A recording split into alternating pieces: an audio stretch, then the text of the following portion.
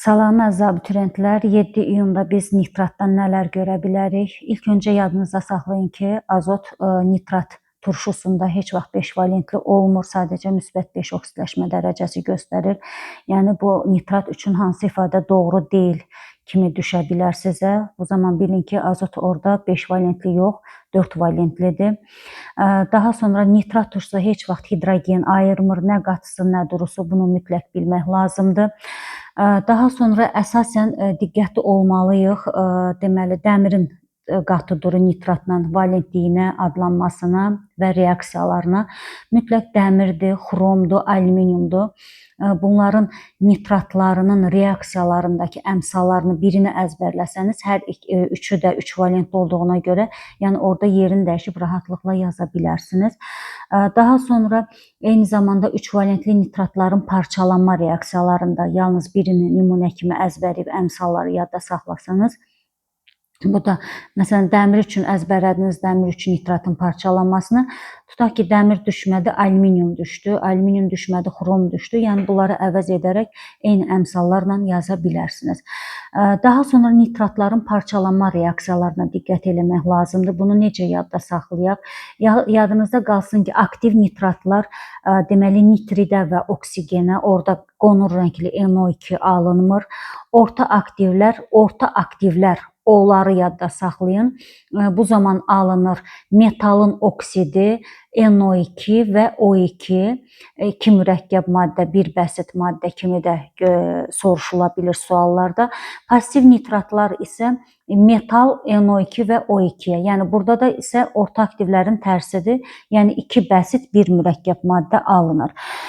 Buradan nələr istisnadır, onu qeyd eləyək ki, aktiv nitratlardan litium istisnadır, pasiv nitratlardan isə kuprum istisnadır ki, litium aktivlərdən, kuprum isə passivlərdən istisna olub, orta aktivlər kimi parçalanır. Yəni, metalın oksidinə, NO2-yə və O2-yə. Daha sonra, məsələn, sual düşə bilər ki, aktiv nitratlar hər zaman nitridə və oksigenə parçalanır ifadəsi yanlışdır. Çünki litium bunların içərisində istisna idi. Daha sonra 2 valentli nitratlardan, məsələn, orta aktivlərdən sinkdir, berilyumdur, daha sonra kuprumdur. Bunların parçalanmasını əzbərləsəniz, yəni 2 valentli nitratlar eyni parçalanır. Əmsalların, yəni bir nümunənin üzərinə digərlərində yaza bilərsiniz. Daha sonra qeyd eləyək ki, 1 valentli nitratların 2 molundan, aktiv nitratlardan söhbət gedir. 2 molundan 1 mol oksigen alınır. Ancaq 2 valentlilərdə isə əksinə 1-in 1-ə gedir. Daha sonra nitratlardan nitrat turşusunun alınma reaksiyasını əzbər bilin. Yadınızda qalsın, burada 4 mol NO2, oksigen və sudan 4 mol nitrat turşusu alınır və birləşmə reaksiyasıdır. Oksidləşmə reduksiya tiplidir. Məsələn, düşə bilər ki, aşağıdakı reaksiyalardan hansı həm birləşmə, həm də oksidləşmə reduksiya tiplidir. Elə yeri gəlmişkən nitrat turşusunun, yəni mühitə oksigen əlavə eləyəndə aldığımız reaksiyadır. Daha sonra NO2-nin su ilə müxtəlif şəraitlərdə reaksiyasını əzbər bilin.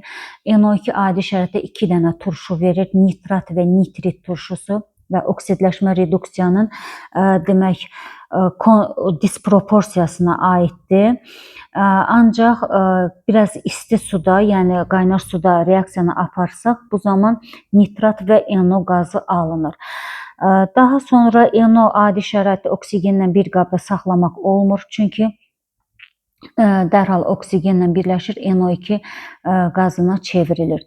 Hələ ki, nitratlar haqqında bu qədər. Əsasən nitratların parçalanmasıdır. Duru qatı nitratların metallarla reaksiyasını qeyd edeyim, onu demədik. Yadınızda qalsın, duru nitratla aktiv metallar N2, qatı ilə N2O verir. Orta aktivlər duru ilə N2O, qatı ilə NO. Passivlər isə duru ilə NO, qatı ilə isə demək NO2 verir və passiv metalların yerinə biz eyni zamanda qeyri-metalları da qoya bilərik. Yəni karbon, kükürt, fosfor kimi qeyri-metalları da eyni passiv metalların ayırdığı qazı ayırır. Nitratlar haqqında bu qədər. İnşallah növbəti videolarda mən çalışdığım qədər 7 iyuna qədər müəyyən istisnalardır, müəyyən diqqət elədiyimiz bölmələrdir. Onların hər birini sizlərlə paylaşım.